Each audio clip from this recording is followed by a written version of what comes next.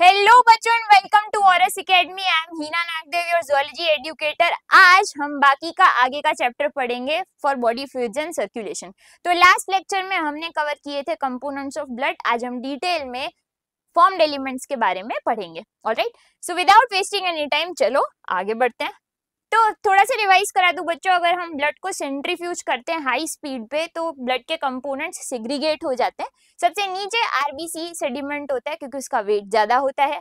बीच में एक buffy white colour का कोट दिखता है जिसे हम डब्ल्यूबीसी और प्लेटलेट्स कहते हैं। ऑलराइट, एंड ऊपर येलोइश कलर का फ्लूइड होता है जिसे हम कहते हैं प्लाज्मा। ऑलराइट, तो आज हम ब्लड के थोड़ा बहुत कैरेक्टरिस्टिक्स देखते हैं। देखो बच्चों, ब्लड की पीएच 7.2 टू 7.4 होती है, मतलब ये अल्कलाइन होता है। This is very important. अगर ब्लड एसिडिक हो जाए तो ट्रांसपोर्टेशन बहुत सारे सब्सटेंसेस का नहीं हो पाता है। Alright, volume of blood 5 to 5.5 litre होता है, पर this is true for mails, particularly females में ये अप टू 4.5 लीटर जितना होता है। अब मेल्स में खून का अमाउंट ज्यादा होता है एज कम्पेयर टू फीमेल। ऐसा क्यों होता है? तो देखो दो कारण है। मेल्स में एंड्रोजन्स ज्यादा रिलीज होते हैं। एंड्रोजन्स ऐसे हार्मोन्स होते हैं जो मेलनेस जनरेट करवाते हैं, जैसे कि टेस्टोस्टेरोन। तो मेल्स में टेस्टोस्टेरोन का अमाउंट ज्यादा होता है। फीमेल्स इन्हें प्रोड्यूस तो करती हैं लेकिन थोड़ा कम अमाउंट में। तो इसीलिए क्योंकि मेल्स में एंड्रोजन ज्यादा होते हैं और ये ब्लड सेल प्रोडक्शन को स्टिम्युलेट करते हैं, इसलिए मेल्स में वॉल्यूम ऑफ ब्लड ओवरऑल ज्यादा होता है। दूसरा रीजन कि फीमेल्स में हर मंथ ब्लीडिंग होती है तो उसमें भी काफी ब्लड लॉस होता है, इसीलिए फीमेल में as compare to male amount of blood कम होता है। अभी जो ब्लड सेल प्रोडक्शन है बच्चों, इसको हेमेटोपोएसिस कहते हैं। हेमेटो या हीमो का मतलब होता है खून, पोएसिस का मतलब होता है प्रोडक्शन। राइट, तो ये कहाँ पे होता है? तो अगर हम अर्ली एम्ब्रियोनिक स्टेज में देखें, अब ये याद रखना कि जब कोई भी बच्चा मम्मी की वूम में ग्रो हो रहा है तो मम्मी के सारे ब्लड सेल्स डायरेक्टली बेबी के पास नहीं आ जाते हैं, क्योंकि मम्मी का ब्लड ग्रुप अलग हो सकता है, बेबी का ब्लड ग्रुप अलग हो सकता है, तो मम्मी और बेबी का ब्लड को भी मिक्स नहीं होता है। तो बच्चे को अपने रेड ब्लड सेल्स खुद ही बनाने पड़ते हैं। तो बहुत इनिशियल स्टेजेस में एक स्ट्रक्चर होता है जिसको हम कहते हैं यॉर्क। राइट, तो बहुत ही इनिशियल स्टेज में यॉर्क आरबीसीज प्रोड्यूस करता है फॉर द बेबी। फिर थोड़ा बहुत बेबी बड़ा हो जाता है तो उसके लिवर और स्प्लीन में बनने लगते हैं आरबीसी। और एडल्ट्स की बात करें, मतलब जब हमारा जन्म हो जाता है, हम बड़े हो जाते हैं, तब हमारी हड्डियों में रेड बोन मैरो होता है। अब दो तरह की हड्डियों में बेसिकली सबसे ज्यादा रेड बोन मैरो पाया जाता है। एक होती है लंबी हड्डियां जिन्हें हम कहते हैं लॉन्ग बोन्स, जैसे हमारी पैर की हड्डी फीमर, हमारी हाथ की हड्डी ह्यूमरस, और जो हमारी फ्लैट बोन्स होती हैं इनके अंदर रेड बोन मैरो भरा हुआ होता है जहां ब्लड सेल का प्रोडक्शन माने हेमेटोपोएसिस होता है। ऑलराइट, अब ये खास याद रखना कि ब्लड का रंग है लाल क्योंकि इसमें है हीमोग्लोबिन। अब हम बायोमोलिक्यूल्स में पढ़ते हैं कि हीमोग्लोबिन एक क्वाटर्नरी प्रोटीन है, इसमें हीम प्रोस्थेटिक ग्रुप की तरह प्रेजेंट होता है। अब यहाँ से एक बहुत इंपॉर्टेंट चीज बच्चों याद रखना, देखो अभी हम आगे ही पढ़ेंगे कि ये जो आरबीसीज हैं ये केवल वर्टिब्रेट्स में प्रेजेंट होते हैं, और जो भी वर्टिब्रेट्स होते हैं इनका खून का रंग लाल होता है। ये याद रखना कि ऐसा जरूरी नहीं है पूरे एनिमल किंगडम में कि सिर्फ हमारा ही खून लाल हो। जैसे तुम अर्थवर्म को कुचल दोगे तो उसमें से भी लाल खून निकलेगा। ऑलराइट, मैम हिंसा की बातें कर रही हैं, but I am just stating कि अगर आप अर्थवर्म की बॉडी में देखेंगे तो उनका खून का रंग भी लाल होगा।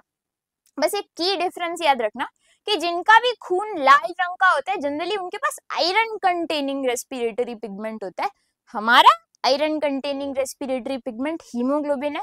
इससे बहुत सिमिलर प्रोटीन अर्थवर्म में भी पाया जाता है, पर ये याद रखना कि हम वर्टिब्रेट्स हैं। ऑलराइट, तो वर्टिब्रेट्स के अंदर हीमोग्लोबिन आरबीसी के अंदर होता है।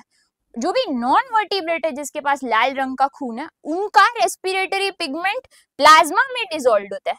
ये बहुत इंपॉर्टेंट है याद रखना कि अगर इंसानों के अलावा, अगर वर्टिब्रेट्स के अलावा आई वुड से किसी और में लाल रंग का खून है तो उनके पास obviously iron containing respiratory pigment होगा, लेकिन ये रेस्पिरेटरी पिगमेंट इनकी प्लाज्मा में डिसॉल्व होता है, ना कि आरबीसी के अंदर। ये इंपॉर्टेंट है बच्चों, याद रखना। Alright, then let us talk in detail about red blood cells. तो हमने लास्ट लेक्चर में कवर किया था बच्चों, आरबीसी का अमाउंट सबसे ज्यादा होता है हमारे ब्लड में। इनका अमाउंट कितना होता है? अगर मैं 1 मिलीमीटर क्यूब खून लूं उसमें 5 to 5.5 मिलियन आरबीसीज होते हैं।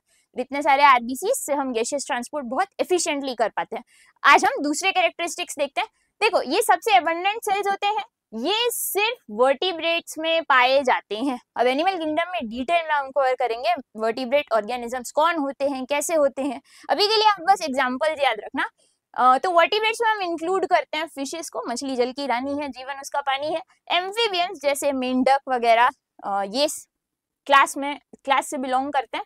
देन आते हैं रेप्टाइल्स, लड़कियों की फेवरेट छिपकली, सांप, ठीक है, वो ये क्लास से बिलोंग करते हैं। एंड एव्स माने बर्ड्स। अब वर्टिब्रेट्स में बच्चों याद रखना सारे ही वर्टिब्रेट्स के पास आरबीसी होता है, जैसे fishes, amphibians, reptiles, Aves, mammals माने हम जिस क्लास से हम बिलोंग करते हैं।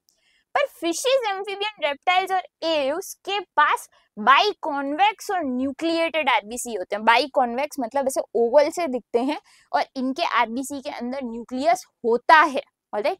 लेकिन जो मैमल्स के आरबीसी होते हैं वो इन्यूक्लिएटेड होते हैं, मतलब इनके सेल के अंदर न्यूक्लियस नहीं होता है। अब ये नीट में पूछा जाता है कि भाई क्यों नहीं है, न्यूक्लियस नहीं है तो क्या फायदा हो रहा है। अब ये समझना कि न्यूक्लियस नहीं है ना तो इस सेल का बीच का पार्ट खोखला हो जाता है, इसलिए हमारे आरबीसीज के शेप ऐसे बाइकॉन्केव होते हैं। देखो पॉपिंस जैसे, अपोलो जैसे दिखते हैं, ऑलराइट। तो बीच से ऐसे खोखले से होते हैं। अब इससे इनका सरफेस एरिया बढ़ जाता है। लिटरली ऐसा होता है कि जब हम सांस ले रहे होते हैं ना, हमारी एल्वियोलाई के पास से जो कैपिलरी गुजर रही होती है ना, वो इतनी पतली होती है कि एक बार में एक ही आरबीसी पास हो पाए। तो आरबीसी का ये जो डायमीटर है ये छोटा हो, ये बहुत इंपॉर्टेंट है, ऑलराइट। तो गैसियस एक्सचेंज बहुत एफिशिएंटली हो सकता है, जो इनका काम ही है, इनको गैसेस ही ट्रांसपोर्ट करनी है। दूसरा, न्यूक्लियस ना होने से एक ये फायदा है कि हीमोग्लोबिन ज्यादा एकोमोडेट हो सकता है। तो ये रीजन के कारण बच्चों याद रखना कि हमारे मैमल्स के आरबीसीज के पास न्यूक्लियस नहीं होता है। अब एक इंपॉर्टेंट क्वेश्चन का आंसर याद रखना, आपसे पूछा जाए RBCs are present in, first option दे दे ऑल कॉर्डेट्स, दूसरा ऑप्शन दे दे ऑल मैमल्स, तीसरा ऑप्शन दे दे ऑल वर्टिब्रेट्स। हमें याद रखना है कि RBCs are present in all vertebrates. Enucleated RBCs किनके पास होते हैं, तो केवल और केवल मैमल्स के पास इन्यूक्लिएटेड आरबीसीज होते हैं, मतलब हमारे आरबीसी के अंदर न्यूक्लियस नहीं होता है। और किस रीजन से नहीं होता है, तो बच्चों याद रखना, एक तो ज्यादा हीमोग्लोबिन एकोमोडेट हो सके, और उसका जो स्ट्रक्चर है वो डायमीटर उसका छोटा हो जाने से वो जल्दी जल्दी फ्लो कर पाता है, ऑलराइट। इन रीजन से हमारे आरबीसी के अंदर न्यूक्लियस नहीं होता है। अब देखो एक्चुअली होता क्या है, बोन मैरो के अंदर एक इमेच्योर आरबीसी सेल होता है जिसको रेडिक्यूलोसाइट कहते हैं। तो ये रेडिक्यूलोसाइट में इनिशियली न्यूक्लियस होता है, वो अपना न्यूक्लियस इजेक्ट कर देता है, जिससे वो मैच्योर आरबीसी बन जाता है और कुछ ऐसा दिखता है, राइट, विदाउट न्यूक्लियस, बाइकॉन्केव बन जाता है। अब मैंने लिखा है कि सारे मैमल्स के आरबीसी तो भैया बाइकॉन्केव होते हैं, लेकिन मैंने क्या समझाया था, बायोलॉजी वही है जहाँ एक्सेप्शन है, एक्सेप्शन नहीं तो बायोलॉजी नहीं। तो एक्सेप्शन है कैमल और लामा, ऑलराइट, ये दोनों एक ही फैमिली से बिलोंग करते हैं। अब कैमल और लामा के पास बाइकॉन्वेक्स आरबीसी होते हैं, जैसे बाकी सबके पास है। ये याद रखना, न्यूक्लियस नहीं होता है इनके आरबीसी के अंदर, पर इनका जो शेप है वो बाइकॉन्केव ना होके बाइकॉन्वेक्स होता है। अब ऐसा क्यों होता है भैया, ये रहते हैं ऐसी कंडीशंस में जहाँ पानी कभी कभी अवेलेबल ना हो। पानी अवेलेबल नहीं होगा तो क्या होगा भाई, इनके अमाउंट में पानी, इनके ब्लड में पानी का अमाउंट कम हो जाएगा और आरबीसीज का अमाउंट बढ़ जाएगा। अब आरबीसीज या कोई भी सेल्स होते हैं ना बच्चों, इनकी टेंडेंसी होती है कि चलो आपस में पंचायत कर लेते हैं, तो ये स्टैक हो जाते हैं, चिपक जाते हैं, ऑलराइट। अब ऐसी स्टैकिंग इनके अंदर होने की पॉसिबिलिटी ज्यादा है। देखो हम तो पानी वानी पीते रहते हैं, तो हमारे ब्लड में क्योंकि वाटर है, तो वाटर सेल्स सब साथ में है, तो सेल्स अलग अलग रहते हैं। अगर पानी का अमाउंट कम हो जाए तो देयर आर चांसेस कि सेल्स स्टैक हो जाएंगे। ऐसा इनके केस में होता है, ऑलराइट। तो इस कंडीशन को रोलेक्स फॉर्मेशन कहते हैं, स्टैकिंग ऑफ आरबीसी को रोलेक्स फॉर्मेशन कहते हैं। ऐसा ना हो इसलिए इनका शेप ऐसे बाइकॉन्वेक्स होता है कि एक दूसरे पे चिपक ना जाए, ऑलराइट। ऐसे सेल्स होंगे तो एक दूसरे पे स्टैक हो सकते हैं। अब देखो, जैसे हेमेटोहीमो का मतलब होता है ब्लड, पोएसिस का मतलब होता है प्रोडक्शन, तो हम इसको टोटल ब्लड सेल प्रोडक्शन कह रहे थे। एरिथ्रो का मतलब होता है रेड, पोएसिस का मतलब होता है प्रोडक्शन, तो ये रेड ब्लड सेल के प्रोडक्शन को अपन एरिथ्रोपोएसिस कहते हैं। ये एक हार्मोन से स्टिमुलेट होता है जिसका नाम है एरिथ्रोपोएटिन, प्रोडक्शन करवा एरिथ्रोसाइट्स का, ये हमारी किडनी बनाती है, ओके। तो याद रखना आरबीसीज का formation is stimulated by erythropoietin. ना आरबीसीज के अंदर माइटोकॉन्ड्रिया भी नहीं होता है। अब क्यों भैया, सोचो तुम डोमिनोज से पिज्जा मंगवाओ, और बीच में डिलीवरी वाला 2 स्लाइसेस खा के आ जाए तो तुम्हारा दिमाग नहीं खराब हो जाएगा कि भैया तुमको डिलीवर करना था, तुमको खाना नहीं था। तो आरबीसी का काम क्या है? गैसेस ट्रांसपोर्ट करना, ऑक्सीजन और वो सब ट्रांसपोर्ट करना। इसके पास माइटोकॉन्ड्रिया होगा तो ये तो अपने पावर हाउस के जरिए वही ऑक्सीजन खुद ही कंज्यूम कर लेगा, ट्रांसपोर्ट क्या करेगा, है ना। इसीलिए ये याद रखना कि हमारे आरबीसीज लैक करते हैं माइटोकॉन्ड्रिया, ताकि जो ऑक्सीजन ये ट्रांसपोर्ट करना चाहते हैं ये खुद ही ना यूटिलाइज कर लें। ठीक है, दिस इज वेरी इंपॉर्टेंट। तो याद रखना इनके पास माइटोकॉन्ड्रिया और दूसरे सेल ऑर्गेनल्स नहीं होते हैं। इसीलिए ये याद रखना एनारोबिक रेस्पिरेशन दिखाते हैं, मतलब ऑक्सीजन की एब्सेंस में रेस्पायर करते हैं। अब आरबीसी की एक फिक्स लाइफ स्पैन होती है। देखो इनके पास न्यूक्लियस तो है नहीं, तो खुद तो डिवाइड कर नहीं सकते हैं, तो जाहिर सी बात है ये तो सिर्फ बोन मैरो में ही बन रहा है। तो इनकी एक सेट लाइफ स्पैन होती है, 120 दिन के बाद ये बुढ़े हो जाते हैं और अपनी रिटायरमेंट ले लेते हैं। तो अपनी रिटायरमेंट इनका ग्रेव यार्ड है स्प्लीन। अब स्प्लीन में क्या होता है, आरबीसी फूट जाता है। आरबीसी के अंदर है क्या मेजरली, हीमोग्लोबिन। तो स्प्लीन क्या करता है, जो हीम बचता है पहले तो वो पूरे आरबीसी को फोड़ देता है, हीमोग्लोबिन को अलग अलग कर देता है। तो जो हीम होता है वो तो बहुत इंपॉर्टेंट है, तो हीम को वापस बोन मैरो में भेज देता है। और जो ग्लोबिन बचता है ना, ग्लोबिन, उसको तोड़ फोड़ के बिलीरुबिन, बिलीवर्डिन, स्टर्कोबिलिन ऐसे सारे पिगमेंट्स बनाता है। अब इसमें जो बिलीरुबिन और बाकी यूरोक्रोम और वैसे सारे पिगमेंट्स है ये हमारी यूरिन से निकलते हैं और स्टर्कोबिलिन हमारी फीसिस से निकल जाता है। ये कुछ नहीं, हीमोग्लोबिन का कचरा है। ऑलराइट, तो याद रखना spleen is known as the graveyard of RBC. RBCs की लाइफ स्पैन खत्म होती है तो यहाँ टूट फूट जाते हैं। देखो आरबीसीज का अमाउंट बढ़ जाए इसे पॉलीसाइथीमिया कहते हैं। पॉली का मतलब बहुत सारा, साइटो कम्स फ्रॉम सेल, ईमिया का मतलब होता है खून, तो खून में आरबीसी का अमाउंट बढ़ जाए इसको हम पॉलीसाइथीमिया कहते हैं। आरबीसीज का अमाउंट कम हो जाए तो इसे हम एरिथ्रोसाइटोपिनिया कहते हैं। मेडिसिन ये 2 टर्म्स नहीं याद रहेगी तो भी चलेगा, बस ये याद रखना। पॉलीसाइथीमिया तब होता है जब आप एकदम हाई ऑल्टीट्यूड पे चले जाओ। मैं रहती हूँ एकदम तट पे, कोस्ट पे, और मैं अचानक से लेह लद्दाख चली जाऊं, उत्तराखंड चली जाऊं। अब मेरी बॉडी को आदत तो थी नहीं इतने कम ऑक्सीजन की, तो उस केस में आरबीसीज का अमाउंट बढ़ जाता है ताकि गैसियस ट्रांसपोर्ट एफिशिएंटली हो सके। एरिथ्रोसाइटोपिनिया मतलब आरबीसीज का अमाउंट कम काफी सारे रीजन से होता है। जनरली आरबीसीज का अमाउंट कम हो जाता है तो इनकी ऑक्सीजन ट्रांसपोर्ट करने की एफिशिएंसी भी रिड्यूस हो जाती है, जिसको हम अनीमिया कहते हैं। अब अनीमिया बहुत सारे रीजन से होता है, जिसमें से जो प्राइमरी रीजन है वो ये है कि आयरन की डेफिशिएंसी और विटामिन B12 की डेफिशिएंसी आ जाए तो अनीमिया होता है। अब क्यों, आयरन से ही हीम बन रहा है और विटामिन B12 पूरे ब्लड सेल प्रोडक्शन को स्टिम्युलेट करता है। ये बोन मैरो में सारे ब्लड सेल प्रोडक्शन को स्टिम्युलेट करता है, तो विटामिन B12 कम होगा तो जाहिर सी बात है सारे ही ब्लड सेल्स कम बनेंगे और आरबीसी भी कम ही बनेंगे। ठीक है, अब बात करते हैं व्हाइट ब्लड सेल्स की, जिन्हें हम ल्यूकोसाइट्स भी कहते हैं। देखो मेजरली इस सेक्शन से कैसे क्वेश्चन आता है, एक तो तुम्हें सारे WBCs के नाम दे देते हैं और आपको इनके न्यूक्लियस के बेसिस पे मैच द फॉलोइंग टाइप के क्वेश्चन आते हैं, या फिर इनके परसेंटेज के बेसिस पे match the following type question आते हैं, या इनके फंक्शन के बेसिस पे match the following type question आते हैं। मैक्सिमम टाइम्स नीट में ऐसे ही क्वेश्चन आए हैं इस पार्ट से, तो I try to segregate everything, और मैंने कोशिश की है कि मैं बहुत कम पॉइंट्स में ज्यादा इन्फॉर्मेशन बता दूं ताकि आपको याद करने में आसानी हो। चलो तो देखो हमने डिसेंडिंग ऑर्डर में सारे, डिसेंडिंग ऑर्डर इनके अमाउंट के बेसिस पे हमने डिसेंडिंग ऑर्डर में सारे WBCs को अरेंज किया है, जिसमें हमने सबसे पहले रखा है न्यूट्रोफिल को। अब न्यूट्रोफिल, नाम फिल मतलब प्यार है, न्यूट्रल मतलब ये संत महात्मा, इसको कुछ भी चलेगा। इसको बेसिक स्टेन से डाई करो तो भी हो जाएगा, एसिडिक स्टेन से डाई करो तो भी हो जाएगा, इसको कुछ भी चलेगा। इसका तुम न्यूक्लियस देखोगे ना बच्चों तो मल्टी लोब्ड दिखेगा, इस कारण से इनका नाम पॉलीमॉर्फोन्यूक्लियर ल्यूकोसाइट है, PMNL। ठीक है, पॉली बहुत सारे, मॉर्फो बॉडीज, न्यूक्लियस की बहुत सारी बॉडीज, ऐसा ल्यूकोसाइट। ऑलराइट, तो इनमें बहुत सारे न्यूक्लियस होते हैं और इसका काम होता है फेगोसाइटोसिस। ये सबसे ज्यादा अमाउंट में पाया जाता है, 60 to 65% इसका अमाउंट होता है। तो ये याद रखना, ये फेगोसाइटोसिस करता है। कोई भी बहरूपिया आता है तो तुरंत अपना सूडोपोडिया फैला के पैथोजन को खत्म कर देता है। ऑलराइट, तो हमें सबसे इंपॉर्टेंट बात ये याद रखनी है कि भैया ये है ग्रेन्युलोसाइट, देखो हमने ग्रेन्यूल्स ड्रॉ किए हैं, फिर इसके पास मल्टी लोब्ड न्यूक्लियस है इसलिए इसका नाम है PMNL, पॉलीमॉर्फोन्यूक्लियर ल्यूकोसाइट। इसका काम है फेगोसाइटोसिस और इसका परसेंटेज क्या है, 60 to 65%।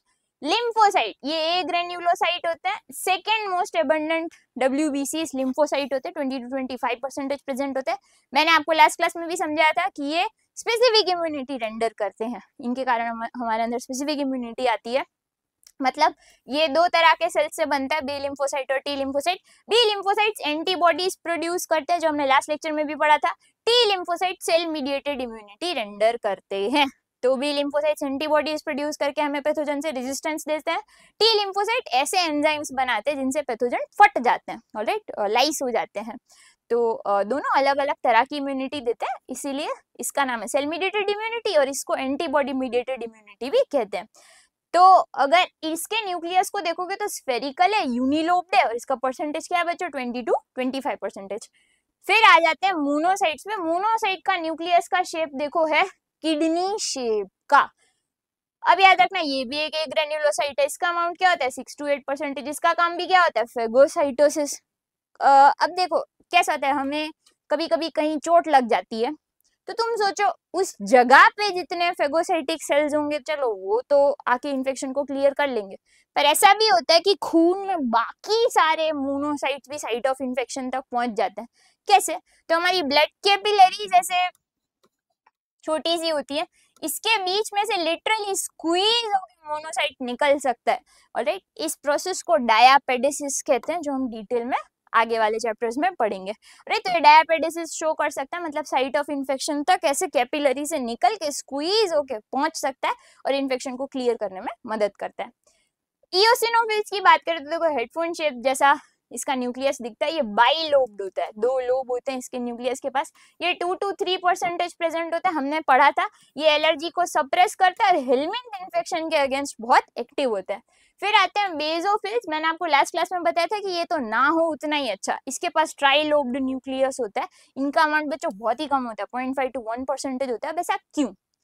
बेसोफिल 3 केमिकल बनाते हैं, कौन से?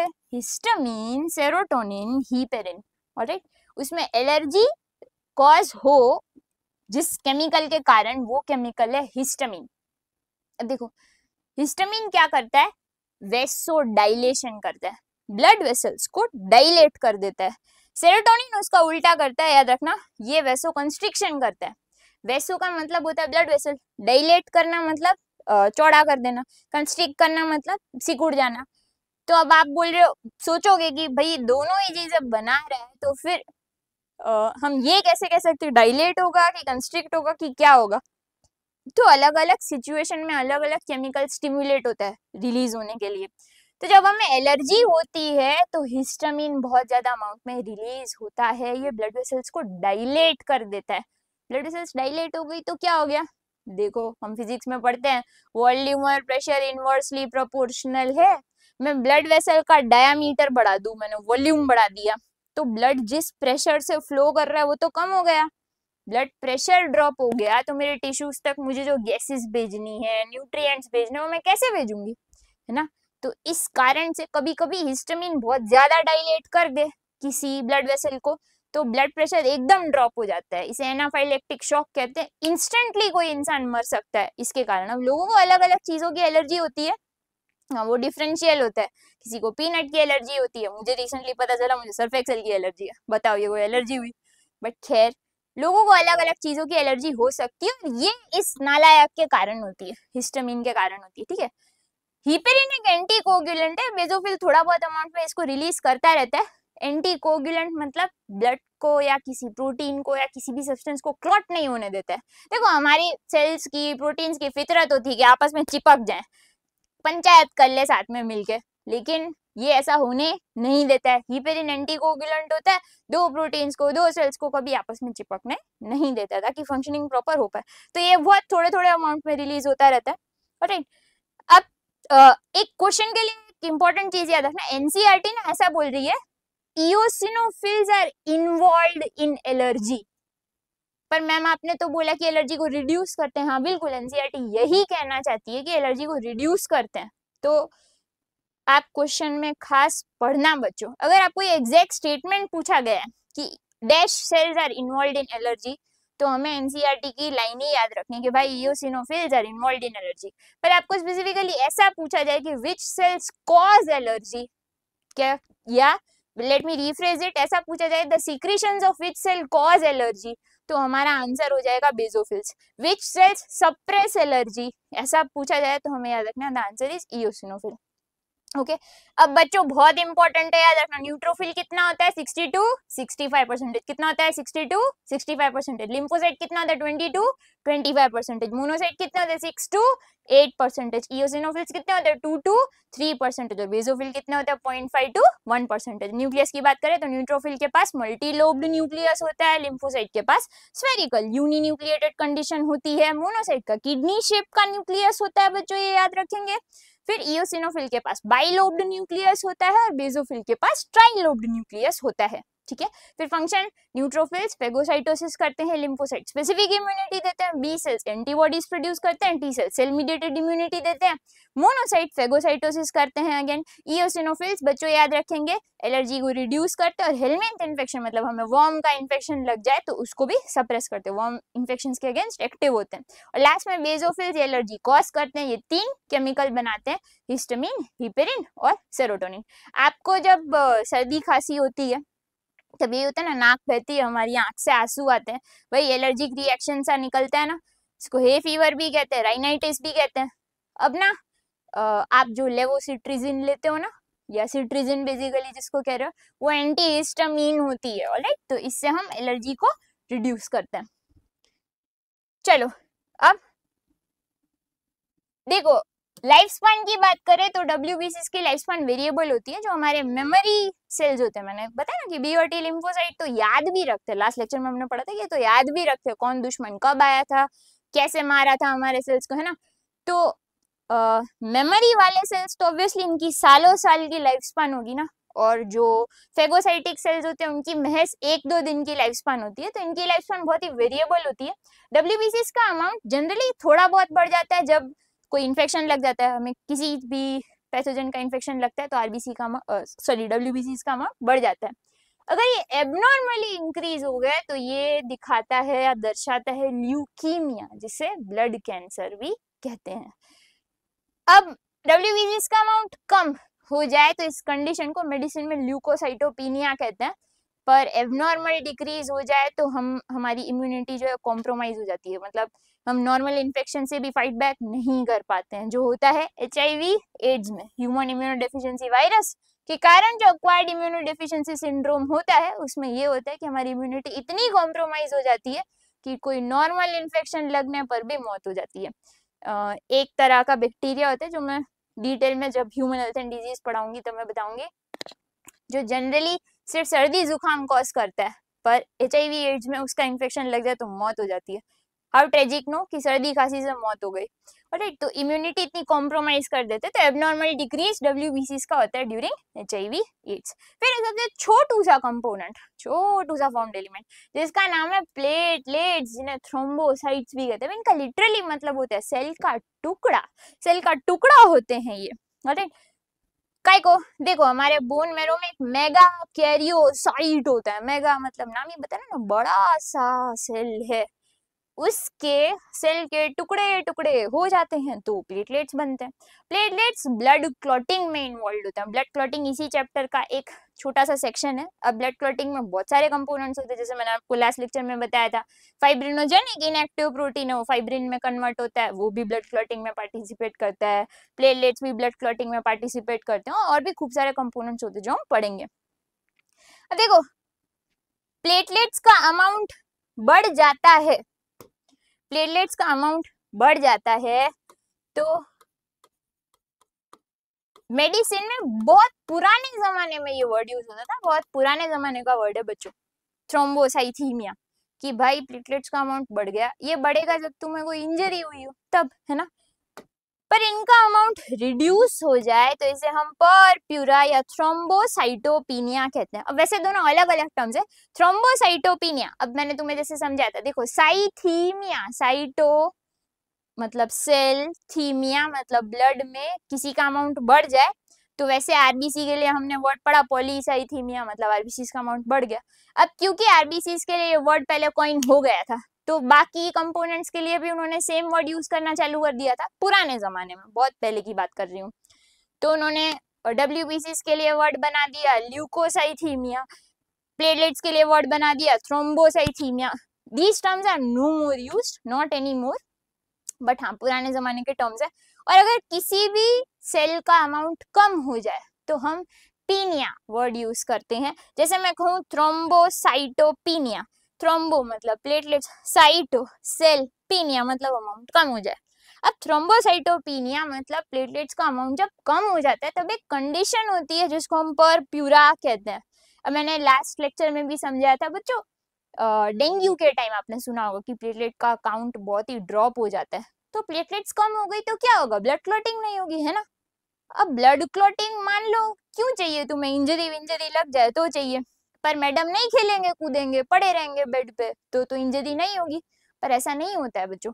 मैं जब यहाँ से यहाँ घूमती हूँ, मैंने कोई चीज उठाई या मैं थोड़ी सी भी एक्सरसाइज करती हूँ तो मेरे बॉडी के अंदर कितनी सारी कैपिलरीज होती है जो फूट जाती हैं।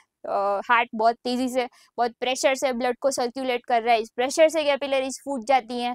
मैं चल घूम रही हूँ तो कैपिलरीज फूट जाती हैं, पर मुझे पता भी नहीं चलता है क्योंकि कभी ब्लीडिंग होती ही नहीं है, क्योंकि हमारे जो प्लेटलेट्स हैं वो ब्लड क्लॉट कर देते हैं। लेकिन अगर प्लेटलेट्स का अमाउंट बहुत कम हो जाए तो क्या होगा, कोई भी टिश्यू में खून भरने लगेगा। जब परप्यूरा एक मेडिकल टर्म है, ये क्लिनिकल इंडिकेशन है कि आपको दिखेगा स्किन के ऊपर रेड रेड डॉट्स हो गए, ब्लड क्लॉट्स दिखते हैं लिटरली, क्योंकि ब्लड वेसल में से निकल के कहाँ टिश्यू में भर गया और क्लॉट होने लगा है। ऑलराइट, तो थ्रोम्बोसाइटोपीनिया मतलब प्लेटलेट का अमाउंट कम हो जाने से परप्यूरा हो जाता है, जो डेंगू के टाइम जनरली देखा जाता है।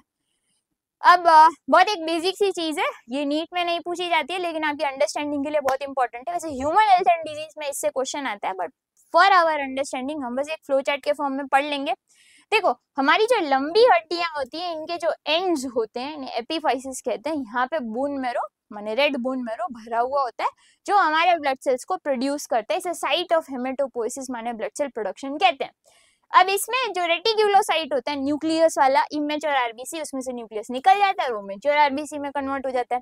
इसी में मेगाकैरियोसाइट होता है, प्लेटलेट्स का प्रीकर्सर, जो टूटता है तो इससे प्लेटलेट्स बनती हैं। फिर WBCs के सारे टाइप भी भैया बोन मैरो में ही बनते हैं। अब इसमें से जो लिम्फोसाइट बनते हैं, बी सेल और टी सेल, डिटेल में ह्यूमन हेल्थ एंड डिजीज में पढ़ाऊंगी, अभी सिर्फ बेसिक्स कवर कर रहे हैं। तो बी सेल्स और टी सेल्स बनते तो बोन मैरो में है, लेकिन बी सेल मैच्योर भी बोन मैरो में होता है। मैच्योर मतलब इनको हम ट्रेनिंग देते हैं कि देखिए सेल्फ है, इसको नहीं मारना है, ये नॉन सेल्फ है, ऐसा कुछ है ना तो इसको मारना है। तो अब नॉन सेल्फ हम इसको कैसे दिखाते हैं, तो बचपन से लेके अभी तक हमको जो भी इन्फेक्शंस लगे होते हैं उन इन्फेक्शंस के जो भी बैक्टीरिया वायरस से हुए हैं उनके छोटे छोटे टुकड़े हमारे बोन मैरो में स्टोर्ड होते हैं, जो ट्रेनिंग के पर्पस के लिए यूज होते हैं। मतलब बी सेल्स को हम बोन मैरो में सिखाते हैं कि देख इसकी ट्रेनिंग स्कूल ये होती है कि देख इसको मारना है, इसको नहीं मारना है। वैसे ही टी सेल्स बनते तो बोन मैरो में है, लेकिन वो मेच्योर थाइमस ग्लैंड में होते हैं। इनकी ट्रेनिंग स्कूल थाइमस ग्लैंड होता है, उसको वहां पे ट्रेनिंग दी जाती है कि देखिए अपना सेल है, इसको नहीं मारना है, ये पराया है, इसको मारना है। अब ये बहुत सारे मार्कर के बेसिस पे होता है। जब अपनी फिंगरप्रिंट कैसे अलग अलग होती है वैसे अपने हर सेल का मार्कर स्पेसिफिक होता है, जो हम ह्यूमन हेल्थ एंड डिजीज में कवर करेंगे। तो टी लिम्फोसाइट्स को वैसी ट्रेनिंग थाइमस में मिलती है। तो आज की सभा हम लेक्चर वाली यही समाप्त करते हैं। मैं एंड करूंगी लेक्चर एक क्वेश्चन के साथ, एक नहीं चलो दो बता दो। तो अगर आपसे क्वेश्चन पूछा जाए, मुझे कमेंट्स में बच्चों आंसर बताना, अगर हमसे ये क्वेश्चन पूछा जाए कि वाटर का अमाउंट ब्लड में क्या है, बच्चों मैं बोल रही हूँ डायरेक्ट क्वेश्चन नहीं है, थोड़ा दिमाग लगाना।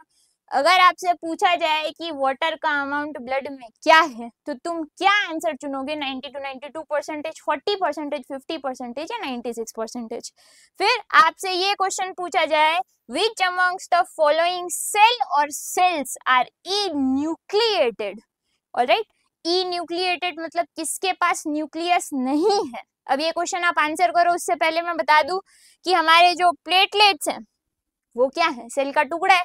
सेल के टुकड़े के पास न्यूक्लियस या दूसरे सेल ऑर्गेनल जैसे कुछ हो सकता है, ऑब्वियसली नहीं हो सकता, तो सेल का टुकड़ा है, ठीक है, तो ये चीज ध्यान में रखना, फिर इस क्वेश्चन का आंसर सोचना। बट वापस से मैंने जो बोला आप सोचना कि आंसर क्या होगा। तो दूसरा क्वेश्चन है विच अमॉन्ग्स द फॉलोइंग सेल्स और सेल आर ई न्यूक्लिएटेड, किसके पास न्यूक्लियस नहीं होता है। अगर आपको ऑप्शन पूछा जाए eosinophils, erythrocytes, neutrophils, thrombocytes, lymphocyte, और ये आपके ऑप्शंस मतलब 1, 2, 3 या 4, कितने कंपोनेंट्स आपको लगता है कि भैया ई न्यूक्लिएटेड है अकॉर्डिंग टू द क्वेश्चन, मुझे कमेंट्स में जरूर से आंसर बताना। तो आज की सभा हम यही समाप्त करते हैं। आगे का जानने के लिए देखते रहिए हमारा चैनल आओ जो। जय श्री कृष्ण।